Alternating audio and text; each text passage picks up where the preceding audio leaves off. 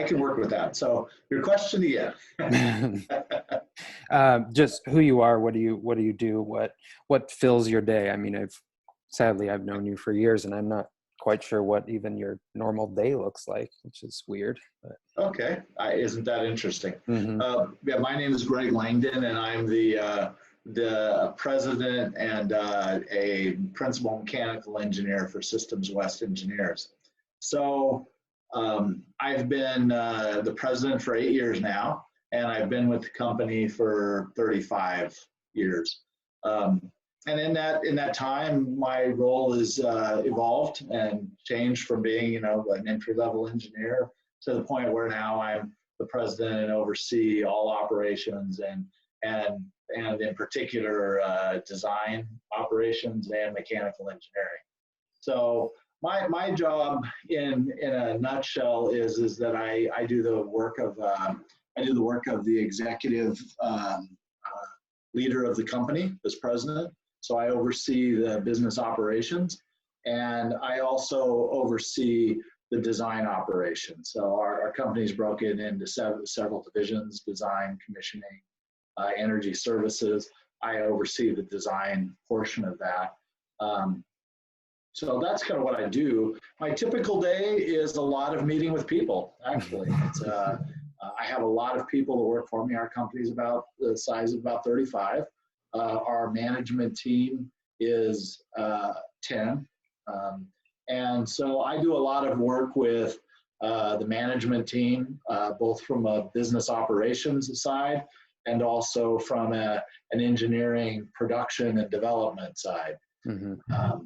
So some of, I would say that my work is probably split about 50-50 in terms of the actual work in assisting, supervising, and developing staff from a business point of view, mm-hmm.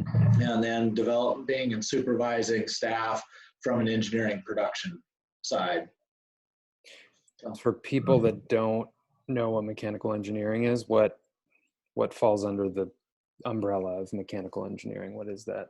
Yeah, so mechanical engineering is actually a very broad topic. It could have to do with designing machines. It covers a lot of ground. But in our world, mechanical engineering is designing heating and air conditioning systems, plumbing systems, and fire protection systems for institutional buildings, which would be buildings, government buildings, municipal pools, hospitals, higher education facilities, K through 12 schools, buildings like that. Got it. Mm-hmm. So you mentioned your planning meeting. How does that fall into the greater framework that you use to set your goals? I mean, in a very broad way, what's the framework that you use for doing that? Yeah. So our company basically operates on a strategic plan. And so we have a 2-page document which really outlines our vision, our long-term goals, and our short-term goals for the company. And there are three of us who are the directors of the company, and we are responsible for preparing the strategic plan. And then at our annual meeting, we present that plan to the management team. And as a management team, we really test and confirm that is the right plan for the year, and then we go about executing it. Our annual meeting involves 2 days of meetings. The first day is to really understand where we are as a company. We talk about SWOT, strengths, weaknesses, opportunities, threats. We talk about present our strategic plan. This year we talked a lot about leadership. We had all of our staff view, the video that we recently watched. We spent an hour and a half talking about that and how that could influence how we function as a team. But the first day is pretty much about understanding where we are. The second day is really taking the strategic plan and making sure that our 1-year, 3-year goals are really going to get us where we intend to get to. And so it's really how are we going to implement the strategic plan what tasks we're going to specifically commit to for this year. Right. So one of the reasons I asked you if you would do this is because I know your values are really important to you. And that is, whenever I'm talking to people, that a place I recommend they start, whether it's with their own personal goals, whether it's with their company goals. Can you tell me a little bit about how you start with your values and how that sort of informs the rest of the work you do?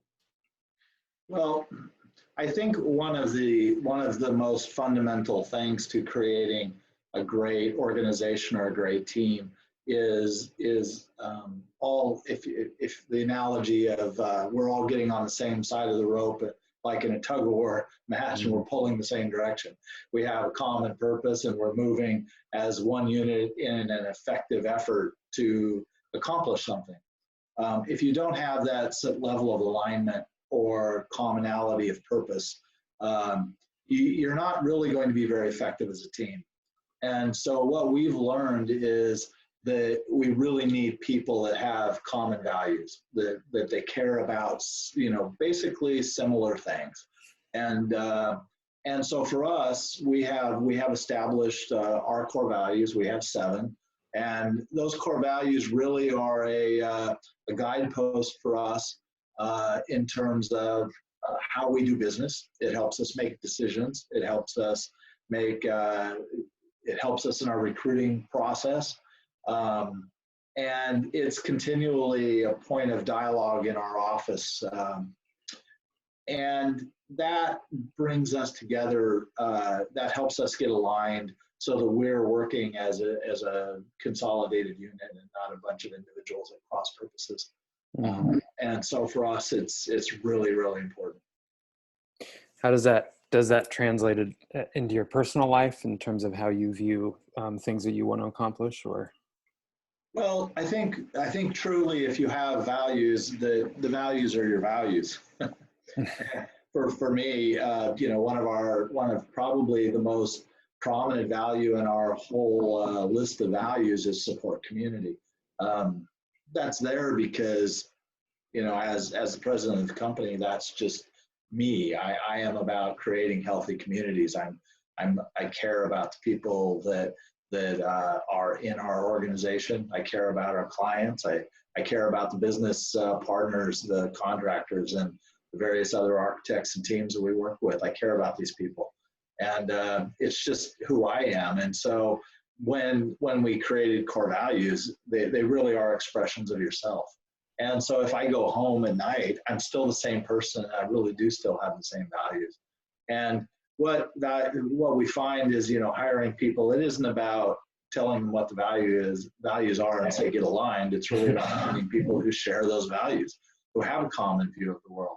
And there are people that don't fit well within our company, and we recognize that. And there's not a judgment against those people that might have different values. It's just that they're not going to work well. They're not going to be well aligned in our company. So, so when I go home or I'm at work, it's the values are my values, and I care about all of them, regardless of what I'm doing. Right. So you had your annual planning meeting. You plan out what maybe the next quarter looks like. What do you have a game plan if something doesn't go to plan, if it gets off track? Like, I think that's such a big thing when people are setting either business goals or personal goals. Something changes, and that is kind of inevitable, in my opinion. And then people don't know how to work through that, and then they chalk it up as a failure and sort of abandon it instead of knowing how to adapt or kind of roll with it.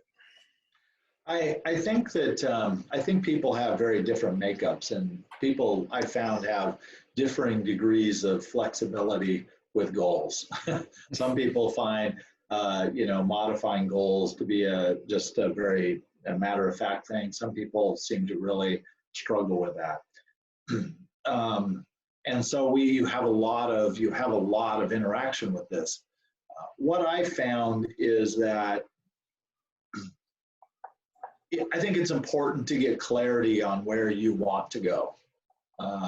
If you don't know where you're going to go, you're going to kind of apply your effort and your time in really kind of aimless ways. And you'll start in one direction and then you'll start in another direction. And you get a clear identification of where you want to go. You can really apply your energy and your creativity and your time in very focused ways. Now, setting goals, I found, is rarely ever do we actually achieve the specific goal we might want. We were at, early on in the strategic planning process, we set something called our 10-year goal. And everybody would say, well, how do we know we're going to get there in 10 years? And it was really kind of a struggle for some people. And I finally had to sit them down and say, you know what we're trying to do is pick the mountain in the distance that we're going to aim at. Are we really going to go there? We might get halfway there and realize, no, it's the mountain next to it. But we're generally going in that direction, and we're we're clear that we are going in that direction. But as we go, the path will inevitably be refined and clarified. The risk is not having a clearly defined direction to go. The risk is not achieving the exact goal you set out for. There will be modifications. So for me, it's almost like hitting the target on, shooting a target. You never perfectly hit the target, but if you aren't aiming at the target, you're not going to get very close at all. Okay, so there has to be a target, and I think we need to get over this idea of perfection and realize that what we're shooting for is not perfection; that it's focused, intentional effort. And as we put focused, intentional effort in, we will get the best results.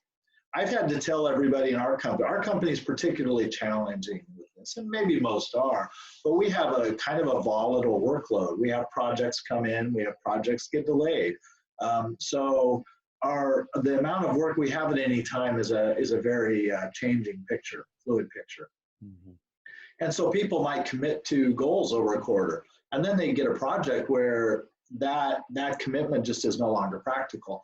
And they were not, realizing their goals, and it was causing a lot of anxiety amongst people. My staff is very responsible. That's one of our core values, and it is kind of a hallmark of our company that we have very responsible people. And if they can't meet their goals, it bugs them. And I finally had to sit everybody down and say, as a company, what we are not trying to do is just simply check off goals or check off completions. What I need from everybody is to be responsible. Okay, you're given a task. I want you to execute that task in a responsible way. If you get to a place where you can't achieve a goal, then all you need to do is go to your supervisor or someone and say, given the context that have changed and the situation I'm in right now, this goal is not practical. We need to reassess what is practical. And at the end of the quarter, I want you to check off and say, yes, I did complete the goal that I ultimately agreed to. That may have changed along the way, but I did complete what I ultimately committed to do. And for me, responsible people know that they have to reassess the outcome based on the criteria they're in. So I've kind of changed this whole thing from really one of worrying about actually executing certain things to just working responsibly. And I think that takes a lot of pressure off of this whole thing. Yeah, I know this has come up in Vistage before, that accountability is not perfection. Accountability is accountability. If there is a roadblock, you say, there's a roadblock, here's what's happening. I think it's not going to look the way we thought, and here's the new plan.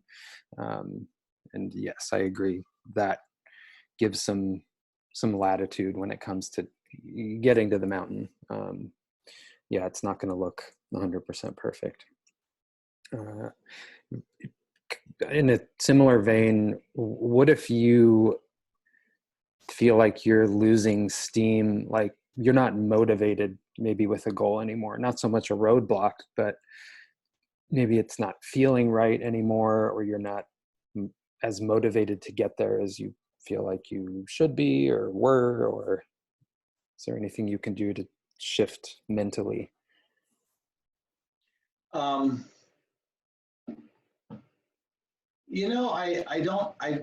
That's a good question. I can't say that I've processed that in my head specifically. I've certainly encountered it. Do I have a specific action for that, I can't say that I necessarily do. Yeah, so I'm not sure I have a good answer for that. No, that's okay. That's okay. On a daily, weekly, monthly basis, what brass tacks, what does that look like for you in terms of staying connected with where you're headed, your plans? Do you have a framework that you use to spend your time to stay connected on a frequent basis? Yeah, we do have a very dynamic work environment. We have we have 35 staff, and within that, we have 9 developmental teams that work on various aspects of developing a company. In addition, and that's the non-production side of our business. Mm-hmm. In addition to that, we have anywhere from 60 to 80 projects being executed. Every project has its own team. So this idea of kind of participating in teams is I've come to realize is an extremely challenging environment.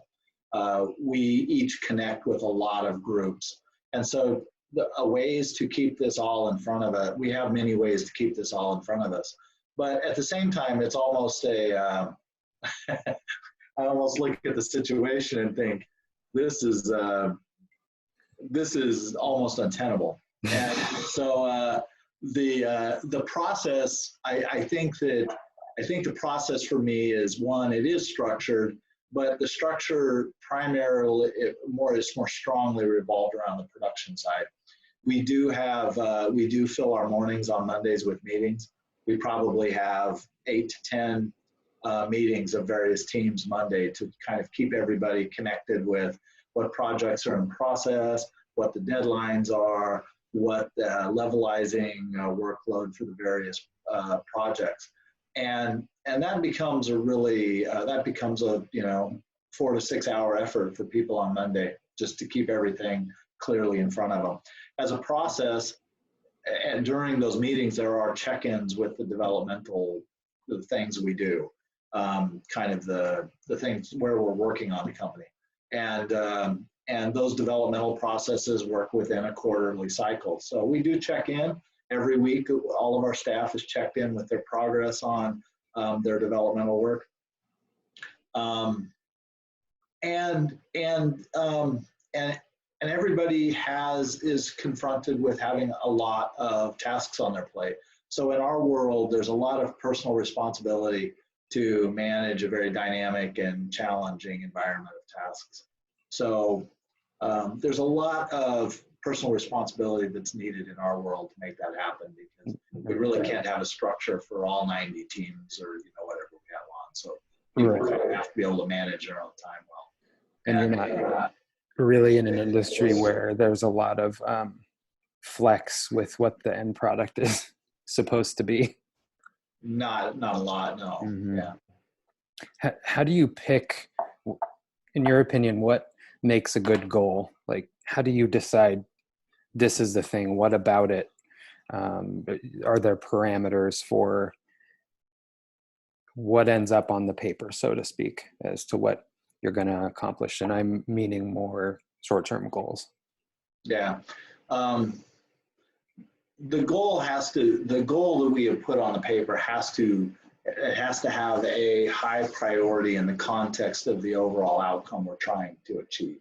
Mm-hmm. I think when I look at a goal, the first thing in our company, I have to ask is that goal worthy of our time? Because we have so much to do and so much to work on. There are a lot of things that would be nice to work on, but there are things that need to be worked on.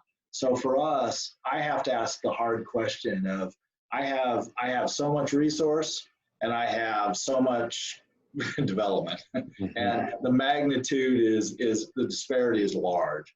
And so in my world, people come to me and say, we really need to work on this. And I want to say, why this and not 3 other things? Mm-hmm. And you have to convince me that this really addresses a need or opportunity we have.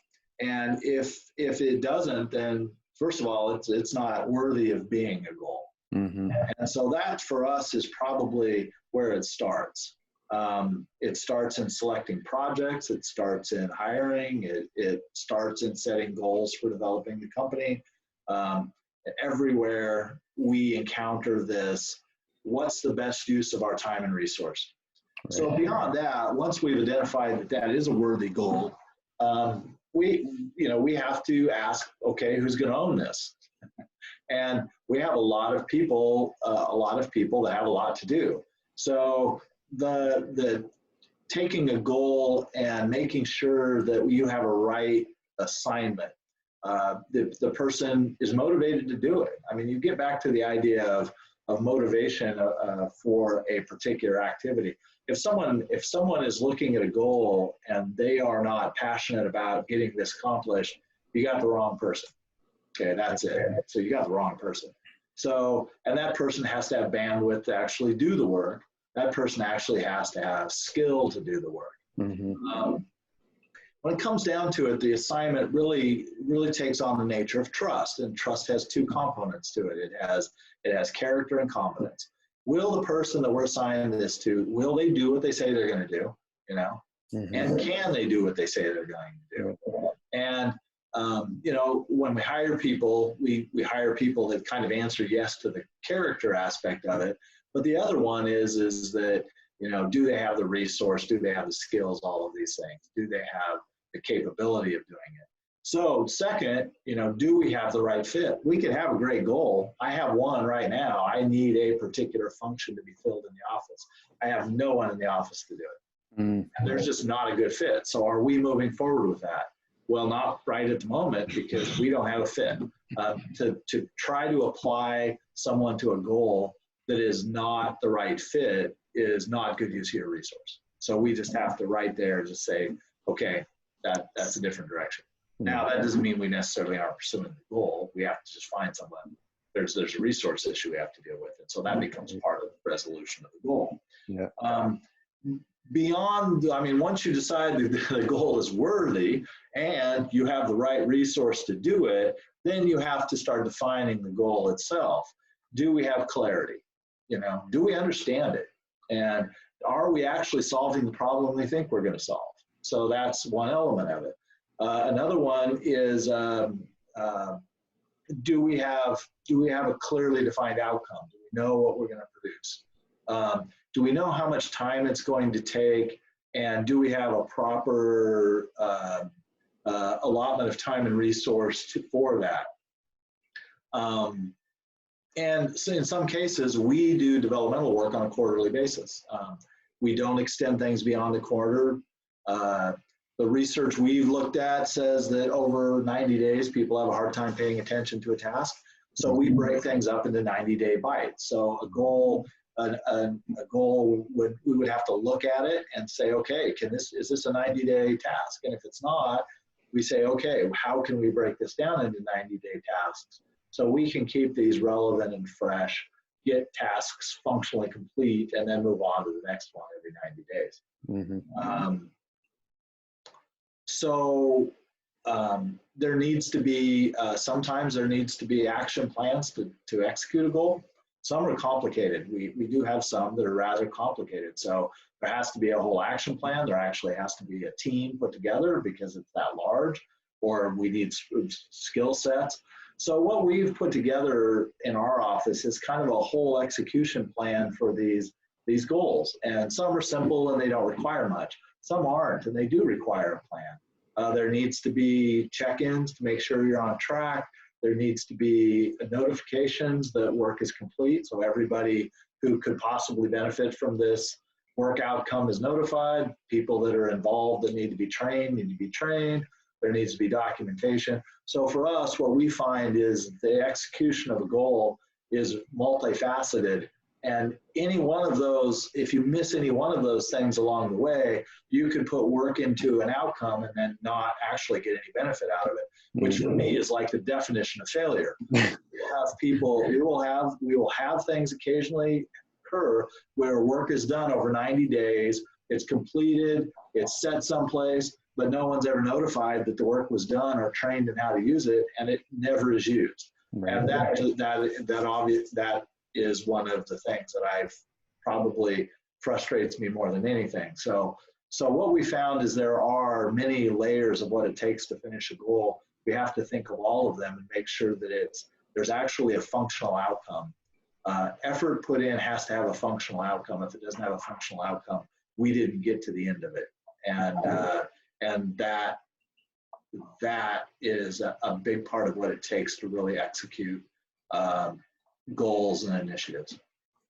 I think I just want to highlight that everyone may not be able to connect with having the ability to set goals at a high level in a company. Maybe that's not their reality. But there were a couple key points there that I think people could apply anywhere in their life, in their personal life. And I really like that. Really, the last thing you talked about was the task. That was the end. And I think a lot of people start there when they set a goal. They just pick the thing. It doesn't have a plan. It doesn't have motivation behind it. It doesn't have a direction that's getting them to the bigger place they want to go. And I think that people want to, and if I look back at myself years ago, myself included, that we pick goals without them being rooted in anything. And sometimes all that planning can feel like,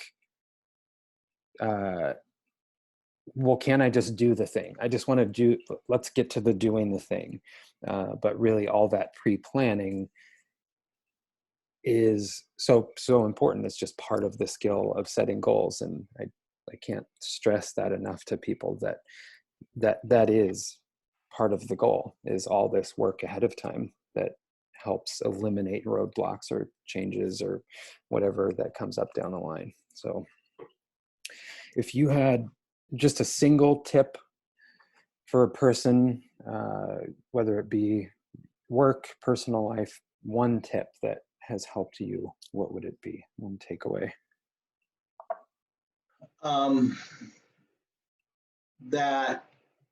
That you really need to understand where you're going. Hi. Hello. that you really need to understand where you're going. You need to think through the outcome you're trying to achieve. You need to get really, really clear on that. 7 Habits of Highly Effective People starts out with number 1 habit is begin with the end in mind. I've always believed that was a sound beginning, and I found it to be true throughout my life, is that if we don't really understand what we're trying to achieve, what we want, then we're going to work in discordant ways as we move forward. Our tasks we're not going to be doing the most important thing. We're not going to be, the selection of our tasks aren't necessarily going to work together to support one another. And we're not going to be effective. If we get really, really clear on what outcome we want, it's much easier to decide which tasks are most relevant, which ones are worthy of our effort, and which ones aren't. And I found, in Vistage, Vistage was a profound experience for me, because more than anything, what I got out of Vistage was clarity. And what I found from clarity is we make better decisions faster. I think if we really have a good picture of a situation where we have to make a decision, the decisions aren't that hard. What really makes decisions hard is not really understanding the outcome we want, and not understanding the situation related to it well. And so we have doubt about exactly whether this decision is going to work or not. So we are slow to make decisions, and our decisions aren't as effective. When we get really, really clear about what we're trying to do, then we find that the decisions are much easier to make, and we feel more comfortable to make them in less time. And so without doubt, to me, getting clear on what outcomes we're trying to pursue and spending the time needed to do that is the beginning place for setting personal goals. Right. I agree, 100%. All right, Greg, I'll let you get going with your day. I appreciate your time today. Oh, I'm glad I had a chance to have this conversation. I appreciate it. Yeah. Okay. Have a good day. Okay. Bye. Bye.